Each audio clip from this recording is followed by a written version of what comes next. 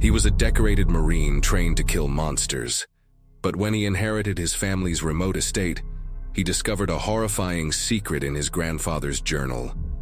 The monster he was born to become was himself. This isn't a story about a haunted house. It's a story about a man who becomes the haunt. Caleb Monroe believed in order, in the clean, sharp lines of a world made logical through force of will. His small apartment was a testament to this belief, a sterile sanctuary where everything had its place.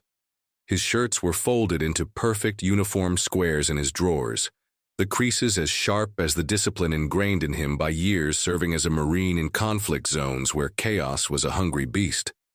The air smelled of lemon polish and the faint antiseptic tang of rubbing alcohol he used to wipe down every surface, every morning. This ritual was his anchor, a way to prove to himself that he was still in control, that the man who had navigated the bloody, unpredictable streets of Fallujah could command the quiet territory of his own life. He had seen the worst of humanity, the snapping jaws of violence, and had survived by being harder, smarter, and more rigid than the world around him. But nothing in his training had prepared him for the object that disrupted his morning's perfect symmetry. It arrived with the rest of the mail, a thick cream-colored envelope that felt impossibly heavy, its paper soft and fibrous like old cloth. There was no return address, only a postmark from a place he'd never heard of in Montana.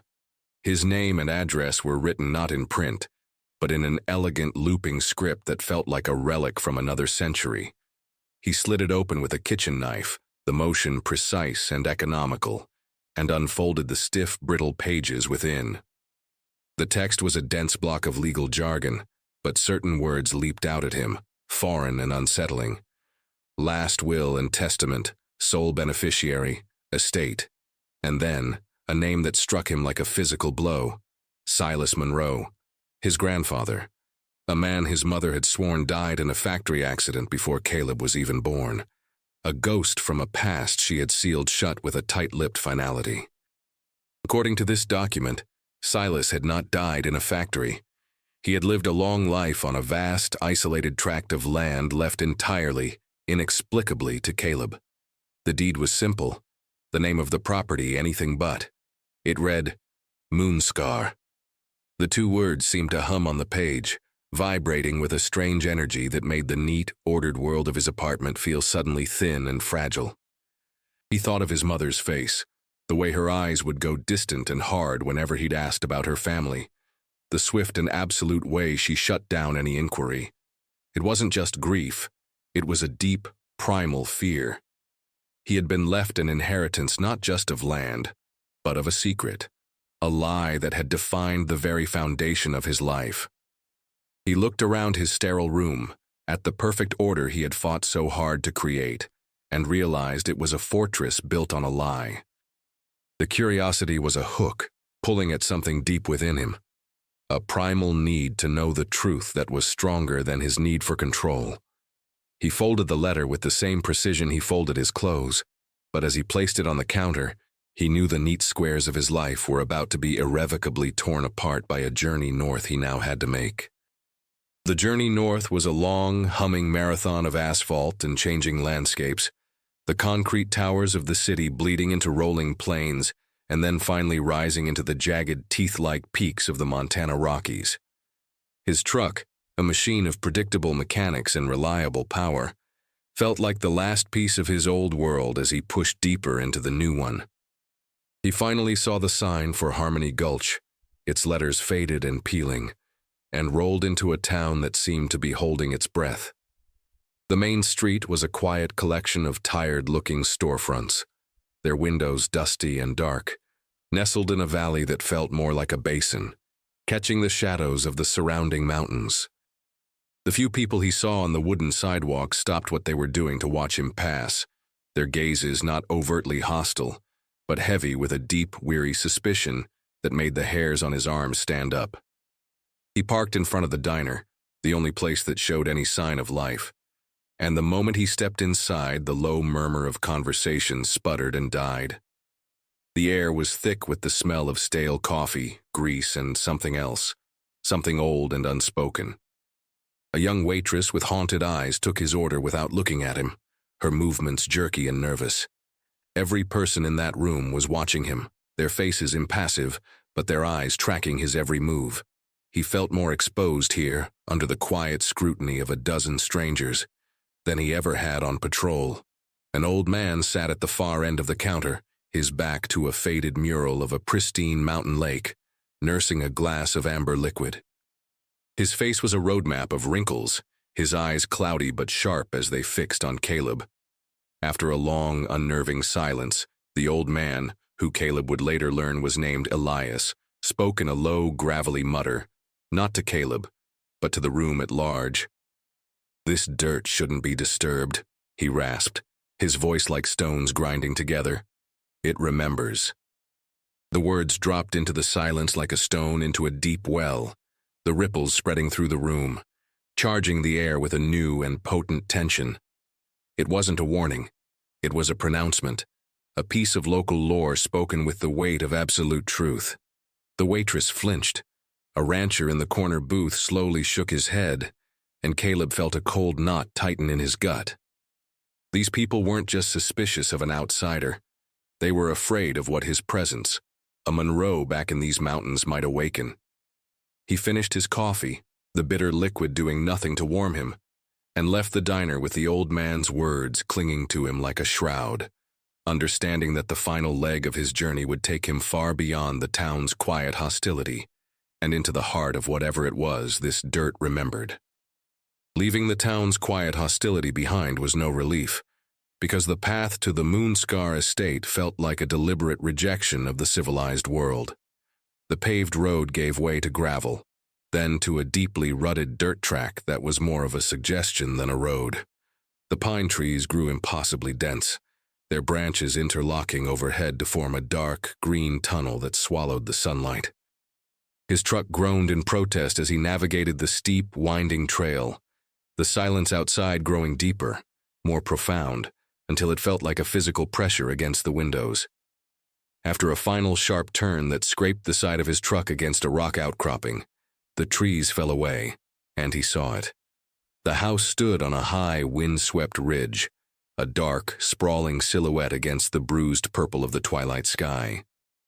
It was a masterpiece of rustic architecture, built of massive dark logs and stone. But time had taken its toll, leaving it looking weathered, ancient, and deeply lonely. It was beautiful, but it was an inhospitable kind of beauty, the kind a predator possesses. He pushed open the heavy front door, which moaned on its hinges, and stepped into a silence that was even more oppressive than the one outside. A thick coat of dust covered everything, yet the house felt preserved, like a museum exhibit waiting for its curator. He walked through the main room, his boots echoing on the wide plank floors, his gaze drawn to the massive stone fireplace that dominated one wall. It was there he saw the first sign of violence, deep, deliberate scratches gouged into the floorboards before the hearth, not the random marks of furniture being moved, but something more frantic, more desperate. He felt it then, a prickling sensation on the back of his neck, the undeniable and irrational feeling of being watched. He explored the rest of the house, each room a dusty time capsule filled with his grandfather's life, a life he knew nothing about. He found books on botany and astronomy, animal traps hanging in a mudroom, and a sense of profound isolation that seemed to cling to the very walls. His military instincts were on high alert, every shadow a potential threat, every creak of the old house a footstep. In the back of a narrow hallway, he found a door leading to the basement. It was made of thick, iron-banded oak, and set into it was a heavy, rusted bolt, a bolt that was locked firmly from the outside. A cold dread, sharp and immediate, snaked down his spine. You don't bolt a door from the outside to keep people out. You do it to keep something in. He stood there for a long moment, the cold iron of the bolt under his fingers, wondering what kind of man, what kind of secrets required a cage in the heart of his own home. That night, as he lay in the master bedroom, the sheer weight of the house's silence pressed down on him, a living entity that promised no rest, only a deep and waiting darkness. That first night, sleep was a battle Caleb lost before it even began. He lay rigid in the master bedroom, the unfamiliar shapes of the furniture turning into monstrous silhouettes in the deep, inky blackness. Every creak of the old house settling, every whisper of wind through the eaves sounded like an intruder's footstep. He finally drifted into a shallow, fitful state that was less like sleep and more like a descent. The world dissolved, and he was no longer in the dusty bedroom but somewhere else entirely, somewhere primal and cold.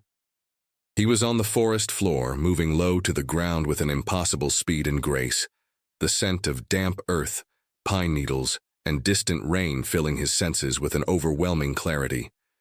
He wasn't himself. He was an observer trapped inside another's body, a passenger on a terrifying ride. He was running, his limbs powerful and tireless, and he wasn't alone. A pack of enormous shadowy wolves materialized from the trees around him, their movements fluid and silent as smoke. They ran with him, a silent, coordinated unit, and as he turned his head to look at them, his heart seized with a terror so profound it was paralyzing. Their eyes. They weren't the flat, instinctual eyes of an animal. They were deep, intelligent, and filled with a chillingly familiar awareness. They were human eyes, each pair holding a different story of sorrow, rage, or loss. He could feel their collective purpose, a hunt, but he didn't know what they were hunting. Then a sound cut through the dreamscape, a sound that ripped through the silence of the forest and the silence of his mind. It was a woman's scream, a single high-pitched shriek of pure, undiluted agony that seemed to come from everywhere at once. And in the scream he heard a word, a name twisted by pain but unmistakable. Caleb. He jolted awake with a strangled gasp, his body lashing out, kicking at phantom shapes in the darkness. He was back in the bed, the rough wool blanket tangled around his legs, his heart hammering against his ribs like a trapped bird. The room was still and silent, but the silence was no longer empty. It was now thick with the echo of that terrible scream, and haunted by the lingering, impossible image of those wolves and their terrible, knowing eyes. He sat there, drenched in a cold sweat that had nothing to do with the room's temperature, and listened to the frantic beat of his own heart, trying to convince himself it was just a dream, a product of stress and an overactive imagination. But he couldn't shake the feeling that he hadn't been dreaming. He had been remembering. The stark gray light of morning did little to burn away the residue of the nightmare. Caleb swung his legs out of bed, his body feeling heavy and bruised, and began his morning routine out of sheer, desperate habit, trying to impose his familiar order on the encroaching chaos. He attributed the vividness of the dream to his past, a messy cocktail of combat-induced PTSD, and the psychological strain of his new, unsettling environment. It was a logical explanation, a neat box to put the fear in. But as he went to make the bed, smoothing the heavy blanket, his logic faltered and died. The sheets beneath were not just rumpled, they were savaged. Long, deep rips tore through the thick cotton, a violent shredding that would have required immense, frantic force. He stared at the damage, his mind refusing to process what he was seeing. He looked down at his own hands, expecting to find them raw, his fingernails broken and bloody from such an act. But they were fine. His nails were neatly trimmed, his skin unbroken, except for a few faint silvery white lines across his knuckles that he didn't recognize, thin and delicate as spider webs. They were scars, but fresh ones, so new the skin was still tender. A cold, creeping dread began to pool in his stomach. He backed away from the bed, his eyes scanning the room for any other sign of disturbance, and they landed on the bedroom door. His breath caught in his throat. Carved into the thick, aged wood, right next to the brass doorknob, were 3 deep parallel gouges. They were splintered and raw, a clear sign of a desperate, clawing attempt to get out of the room. He walked towards the door as if in a trance, his fingers tracing the deep grooves. They were too uniform, too powerful to have been made by a man's fingernails. He felt a sickening wave of vertigo as the pieces clicked into place. The torn sheets, the new scars on his hands, the gouges in the door.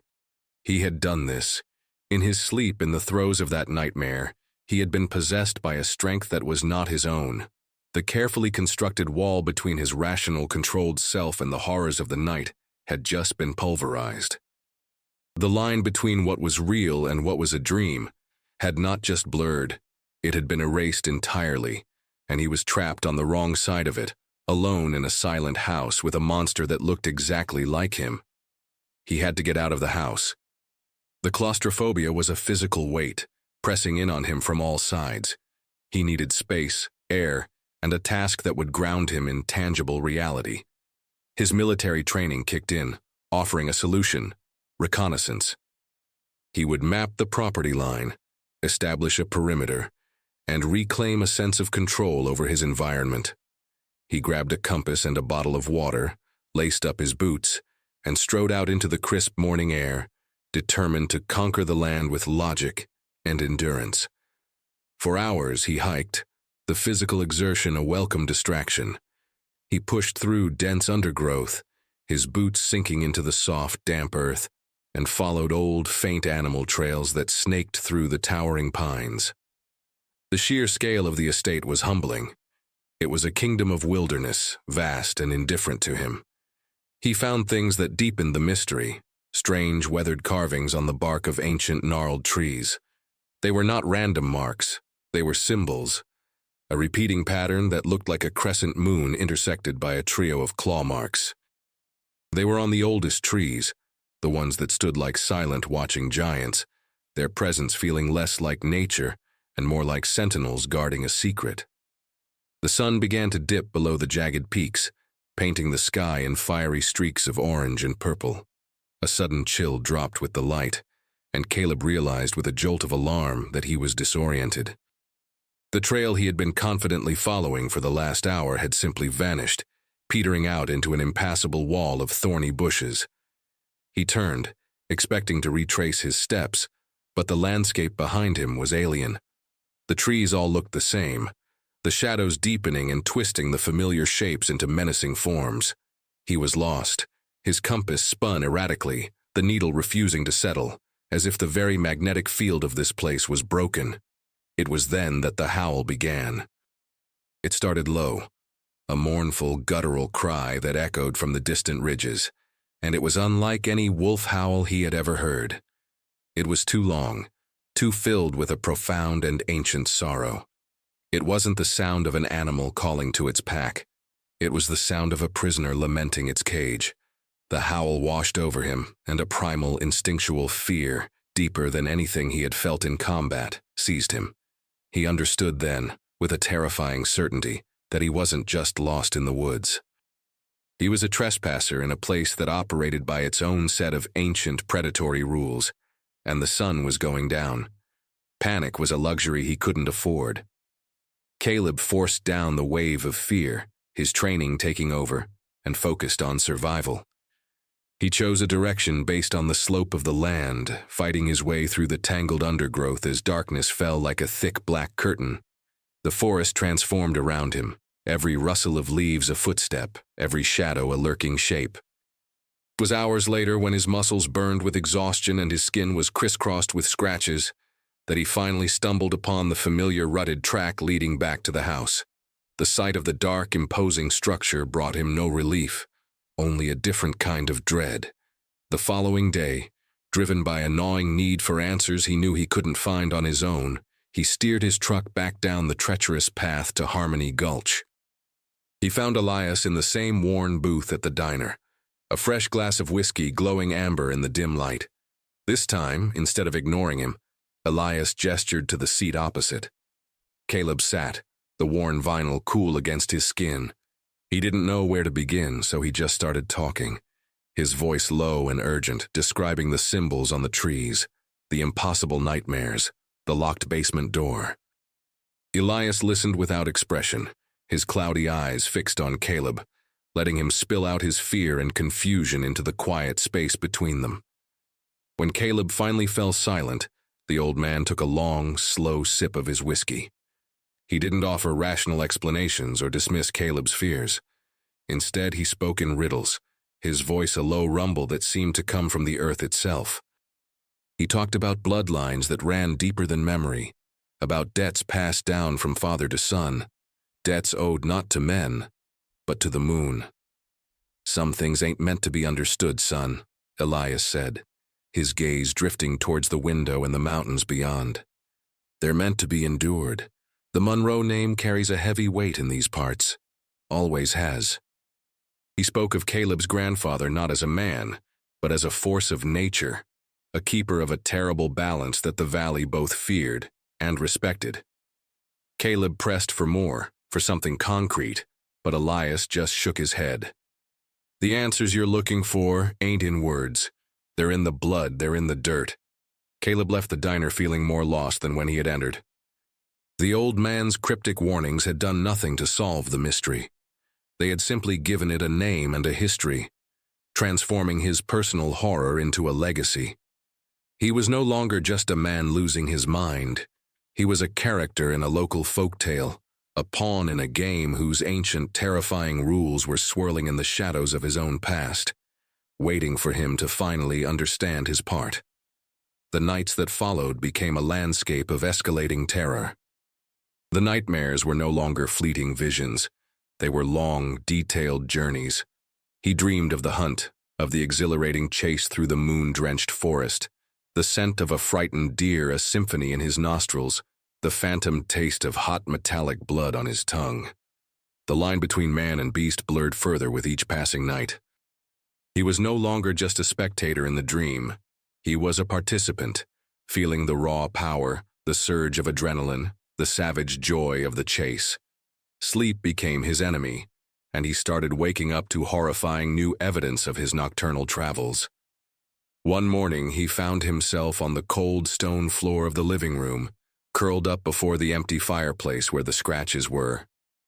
Another time, he woke in the narrow, dusty hallway, his cheek pressed against the rough wood of the locked basement door, as if he had been listening for something within. The most disturbing discovery came after a night of deep, dreamless sleep. He woke on the front porch, the cold morning dew clinging to his bare skin, a disorienting chill seeping into his bones.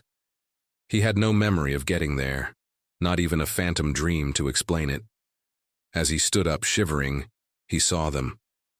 A trail of footprints led from the edge of the forest, across the damp ground, and right up to the porch steps. He knelt down, his heart pounding a frantic, terrified rhythm against his ribs. The prints were bare, but they were not his. They were too long, the toes splayed unnaturally wide, the heel driven deep into the soft earth as if by an impossible weight. They were the footprints of a man, but a man of grotesque proportions. He looked down at his own feet, pale and ordinary, then back at the monstrous tracks. The rational part of his brain, the part that still clung to logic, screamed that someone else had been there. But the deeper, instinctual part of him, the part that had tasted blood in its dreams, knew the chilling truth.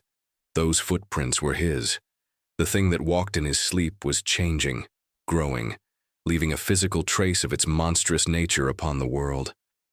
He was no longer just sleepwalking. He was becoming something else, and he was leaving tracks he couldn't deny. A new kind of dread began to build inside Caleb, a quiet, inexorable pressure that was tied to the sky. Each night he watched the moon wax, growing from a sliver to a perfect gleaming half. It seemed to hang directly over the ridge, its light growing colder and brighter, feeling less like reflected sunlight and more like a focused, malevolent beam. It felt personal.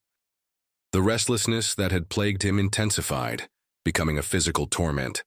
A low, feverish energy hummed beneath his skin, making it crawl. His muscles ached with a tension that no amount of stretching could relieve. It was a pull, a deep cellular summons from the forest, a silent command to come outside and run. He knew with a certainty that defied all logic that the night of the full moon would be the apex of this horror. He had to stop it. He had to contain it. On the final night, as a perfect luminous orb rose above the trees, appearing swollen and blood-red through the atmospheric haze, he turned his military discipline against himself. He barricaded himself in the bedroom, dragging a heavy dresser in front of the door. He wedged a chair under the knob. He was caging the animal, But the urge was not a thought he could suppress. It was a physical force, a tidal wave of pure, screaming instinct that crashed against the shores of his consciousness. The moonlight streamed through the window, and where it touched his skin, it burned like acid. A pained cry tore from his throat as a fire ignited in his veins. His vision blurred, the room tilting and warping around him. The sound of the dresser scraping against the floorboards as he threw himself against the door was the last thing he was aware of. His rational mind, his identity as Caleb Monroe, shattered like glass. There was only the pull of the moon, the burn in his blood, and a deep guttural need to be free. And then, there was nothing. A complete, terrifying, and absolute blackness swallowed him whole. He was gone. He awoke to the gentle, indifferent kiss of dawn. The first thing he registered was the cold, a deep seeping chill that had settled into his bones. He was lying on his side, his bare skin pressed against the damp, mossy earth in a small clearing deep within the forest. A thick, wet morning mist swirled around him, clinging to his body and muffling the sounds of the waking woods. He sat up, his head throbbing with a dull, concussive ache, his mind a complete and utter blank where the night should be. There was no memory, no dream, not even a phantom feeling, just a gaping black void between the moment the moonlight had consumed him in his bedroom and this moment of shivering consciousness. He looked down at his body and a fresh wave of nausea and horror washed over him. He was naked, and he was covered in a grotesque patchwork of caked dirt, damp leaves, and streaks of dried, flaking blood. It was dark, almost black, and it was everywhere, on his chest, his arms, his legs.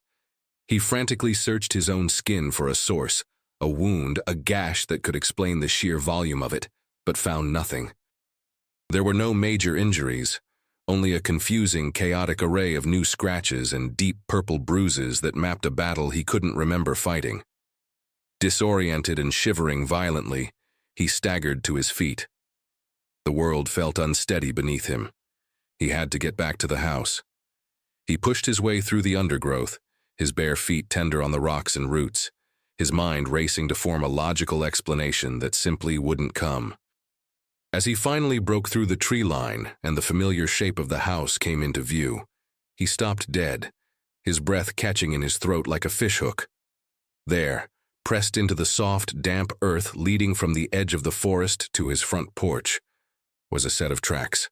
He approached them slowly, a low hum of dread vibrating through his entire body. They began at the forest's edge as the clear, deep, and impossibly large prints of a massive wolf. The stride was long and powerful, the claw marks distinct in the mud. But as he followed the tracks toward the house, he witnessed a horrifying metamorphosis captured in the dirt. The prints began to change, to warp. The pads elongated, the claws seemed to retract, the shape subtly shifting with each step until, on the final few feet of ground before the porch, the prints were no longer those of a wolf. They were unmistakably, terrifyingly, human. Monstrously large, but human. He looked from the last impossible footprint to the front door of the house, which hung ajar, its frame splintered and broken. The void in his memory was no longer just an absence of time. It was the shadow of a monster. The sight of the transformed tracks acted like a catalyst, shattering the last remnants of his denial. The pragmatic ex-Marine, the man who believed in observable facts and clear-cut enemies, finally had his evidence. The enemy was not a dream, not a psychological break, but a physical, transformative reality. And the enemy was him. This horrifying certainty didn't bring despair. It brought a cold, sharp clarity. He was done being a victim of the unknown. He needed the truth, no matter how monstrous. His attention, his entire focus, narrowed to the one place in the house that still held its secrets, the locked room in the basement. He bypassed the splintered front door and went to the woodshed, his movements now driven by a grim, adrenaline-fueled purpose.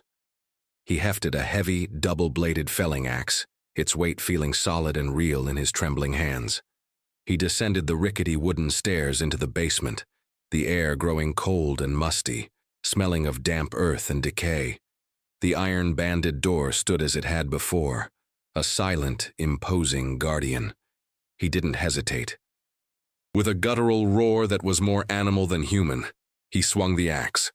The blade bit deep into the ancient oak, the impact echoing like a gunshot in the confined space. He swung again and again, chips of dark wood flying, the rhythmic, percussive blows a violent release of his terror and rage. The wood splintered and groaned under the assault, the heavy iron bolt straining against its housing. With one final, desperate swing, the lock mechanism shattered, and the door swung inward with a low, scraping moan, revealing the darkness within. He stood there, chest heaving, the axe hanging heavy in his hand. The room beyond was not the prison cell or torture chamber he had imagined. It was a sanctuary of knowledge. The small, windowless space was lined with bookshelves crammed with old, leather-bound volumes. Rolled-up maps and complex hand-drawn charts of lunar cycles were stacked in a corner. And there, in the very center of the room, sitting on a small, dust-covered writing desk, was a single object that seemed to absorb all the light from his flashlight. It was a thick journal, its cover made of dark, scratched leather, a silver clasp holding it shut. Embossed on the cover, faded but still legible, was a name: Silas Monroe.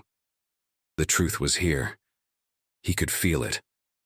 It was waiting for him in the silent, spidery script of his grandfather. Caleb's hands trembled so badly, he could barely work the silver clasp on the journal. It sprang open with a faint click, releasing a dry, papery scent of time itself. He opened the cover, his flashlight beam illuminating the first page. The script was an elegant, looping cursive. The ink faded to a rusty brown, detailing his grandfather's arrival at Moonscar decades ago. As he turned the pages, a chillingly familiar story began to unfold. Silas wrote of inheriting the strange estate, of the suspicious quiet of Harmony Gulch, of the oppressive, watchful silence of the house. He described the first nightmare with a clarity that mirrored Caleb's own experience. The wolves with intelligent human eyes, the feeling of running with a pack that wasn't a pack. Caleb's blood ran cold. He felt as if he were reading his own diary, his own descent into madness, written by a man he had never met. The elegant script grew more frantic, more jagged, as the entries progressed. Then he found the entry for the first full moon. Silas described the agonizing restlessness, the fever in his blood, and the subsequent terrifying blackout. He wrote of waking up in the forest, covered in blood that was not his own, his mind a complete void. Page after page detailed a desperate search for answers, for a cure, consulting doctors and specialists, all of whom dismissed his condition as a psychological ailment. The breakthrough, the horrifying truth, came when Silas, like Caleb, broke into this very room. He found the journals of his own father and his father before him. It was all there. A curse.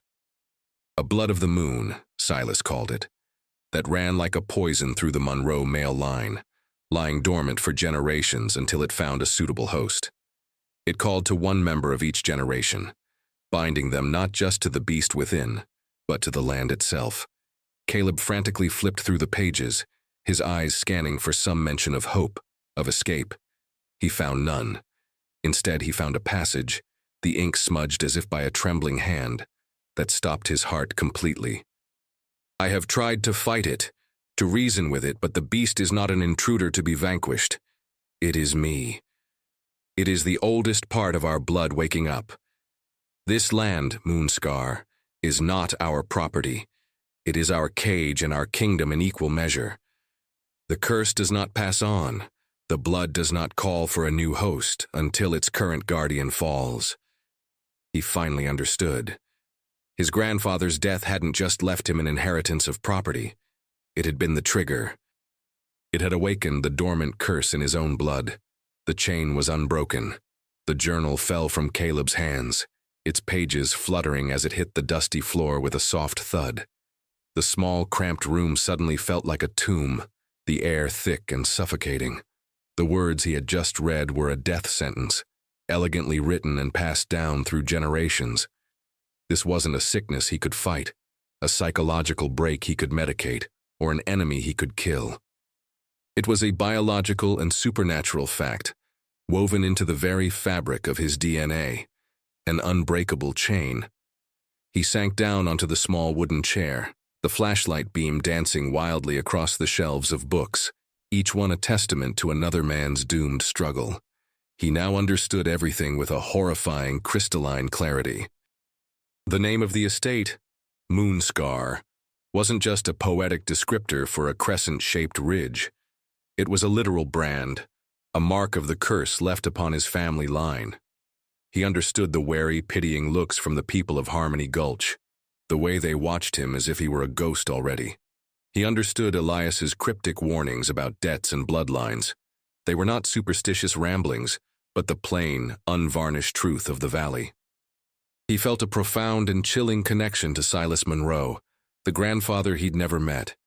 He pictured the man sitting in this very chair, reading the same horrifying truths in his own father's hand, feeling the same cold dread seep into his bones.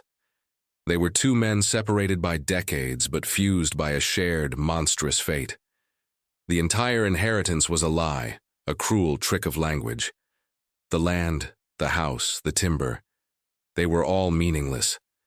The true inheritance was the burden. The real property was the beast that had torn its way out of him under the light of the full moon. He was not the owner of this estate. He was its primary captive. His grandfather hadn't been living in isolation out of choice. He had been living in quarantine, a lonely guardian keeping his curse contained within the natural cage of the mountains. And with his death, the guard had fallen, and a new one had been called to duty. The silence of the house pressed in on him again, but now it had a voice.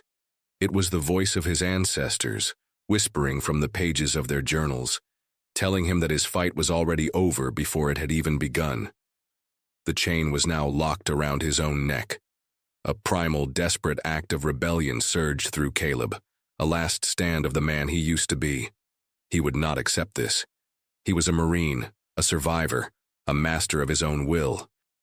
He would not be defined by a medieval curse written in a dusty book. He stormed out of the basement, leaving the journal lying on the floor like a shed skin. Logic, control, and distance, those were his weapons. He would deny the curse its power by denying it its territory. He moved through the house with frantic energy, grabbing a bag and stuffing it with whatever his hands found. A few changes of clothes, his wallet, the keys to his truck. He didn't look back. He burst out into the daylight, threw the bag onto the passenger seat and gunned the engine, the truck spitting gravel as he tore away from the house on the ridge. He didn't slow down at Harmony Gulch, flying past the diner and the few stunned faces that turned to watch him go. He drove for hours, pushing the truck to its limit, the mountains shrinking in his rearview mirror until they were just a jagged purple line on the horizon. He surrounded himself with the antithesis of Moonscar, the noise, the crowds, the concrete and glass canyons of the nearest city. He checked into a sterile, anonymous hotel room on the 15th floor, a box of drywall and recycled air, as far from the damp earth and whispering pines as he could get. He believed he could outrun a curse tied to the wilderness by immersing himself in its opposite. He went to a pharmacy and bought the strongest over-the-counter sleeping pills he could find, hoping to chemically suppress the nightmares, to force his mind into a dreamless black oblivion. But the curse wasn't in the land, it was in his blood, and it had traveled with him. That night, lying in the stiff hotel sheets, the city's hum a constant drone outside his window, he heard it. Faintly, beneath the wail of sirens and the rumble of traffic, he heard a phantom howl, a long, mournful cry that seemed to echo in the space behind his own eyes. The sterile air of the hotel room was suddenly thick with the ghost scent of pine and wet leaves. He shut his eyes tight, but saw fleeting, wolf-like shadows flicker in the alleys between the skyscrapers. The city, which he had sought as a sanctuary, became a new kind of prison, its artificiality amplifying his paranoia, proving that the forest he desperately needed to escape was the one growing inside his own soul. The cage wasn't the mountains, it was his own body. The next few days were a waking nightmare. His attempt to escape was a miserable, humiliating failure. The city was a sensory assault, but none of its stimuli could drown out the internal signals his body was sending.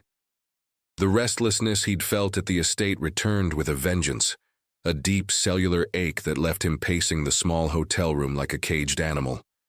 It was a profound physical yearning for the mountains, for the silence, for the very place he had just fled. Food tasted like ash in his mouth. Sleep, even with the pills, offered no refuge, only fractured, violent images of running through dark woods.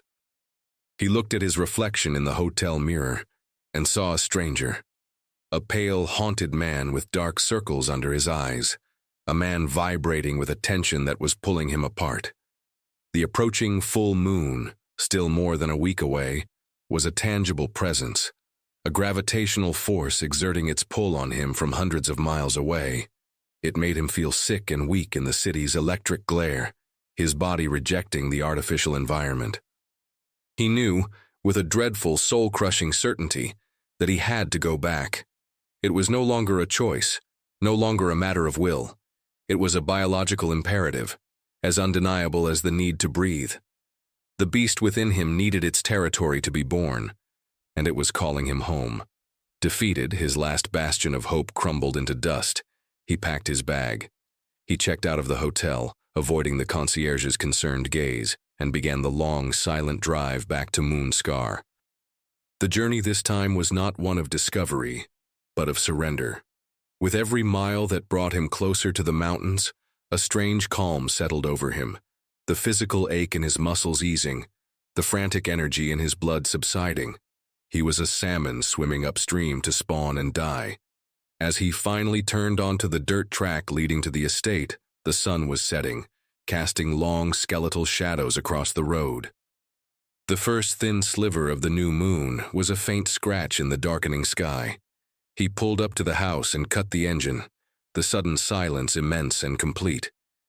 He had returned, not to his home, but to his altar, his place of sacrifice. The days leading up to the second full moon were unnervingly peaceful. The frantic energy was gone, replaced by a heavy, somber sense of resignation.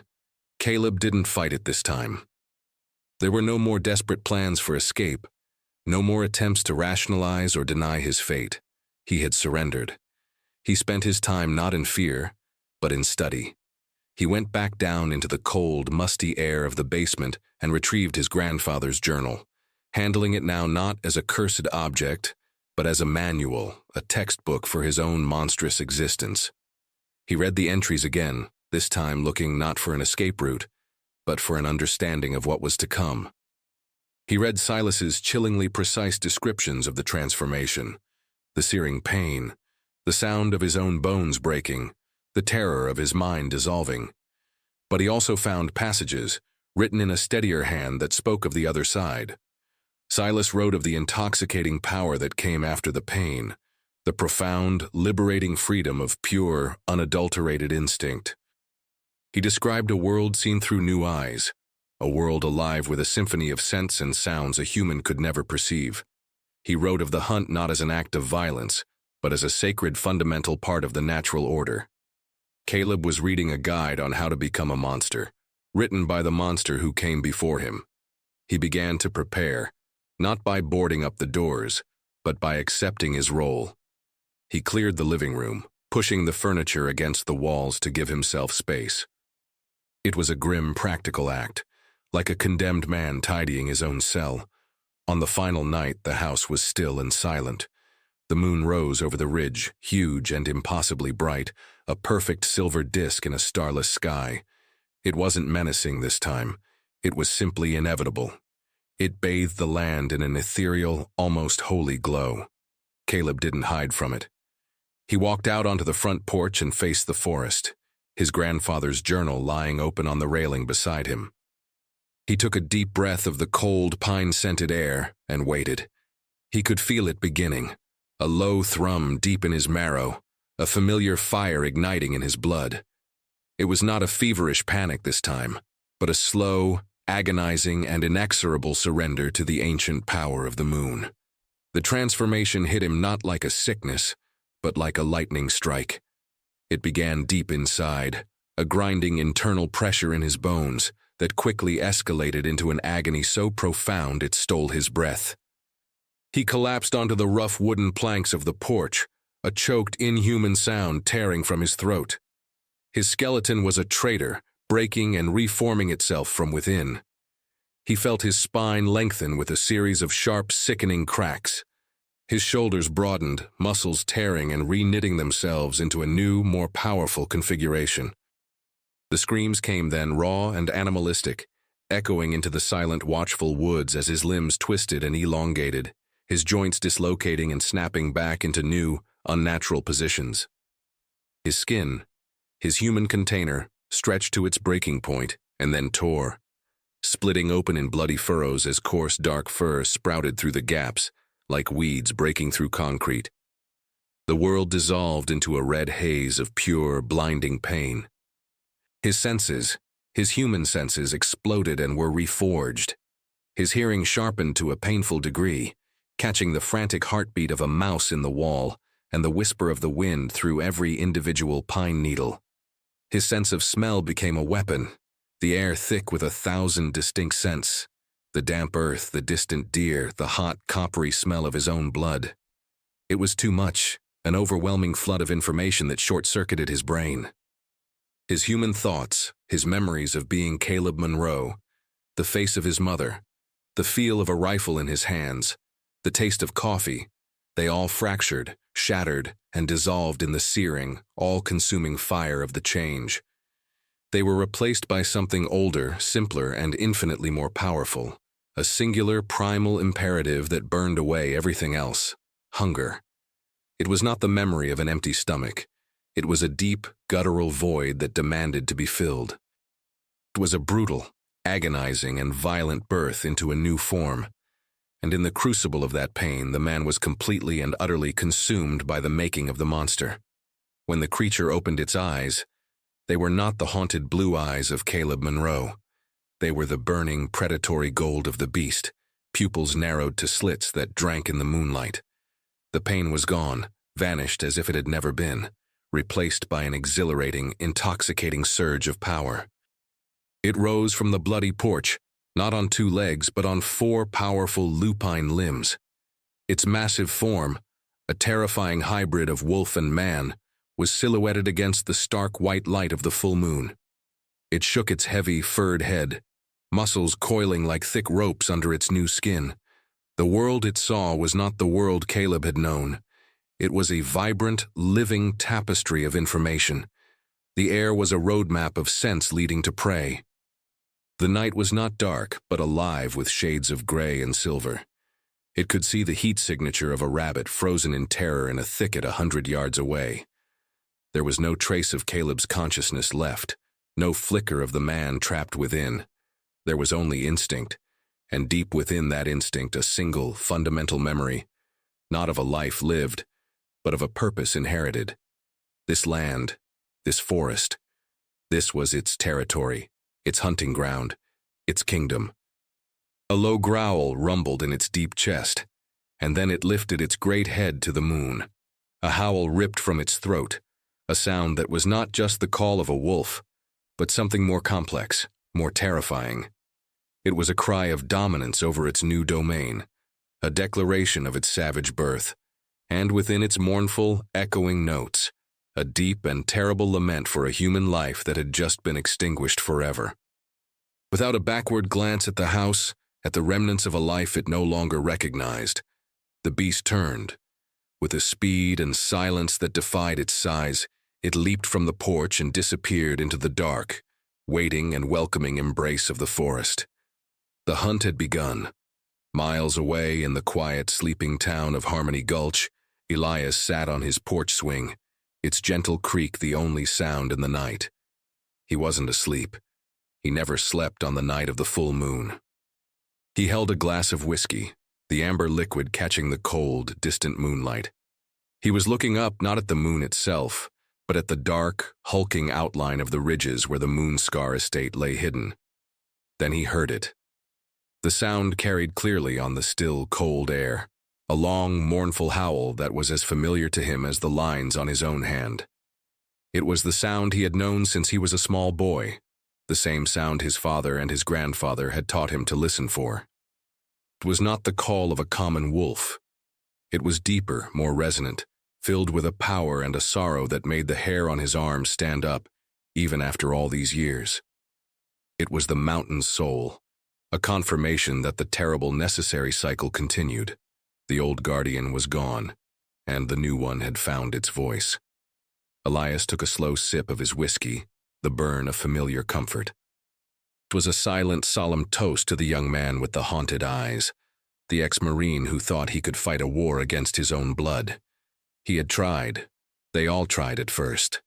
But the dirt of this valley ran deep, and it had a long memory.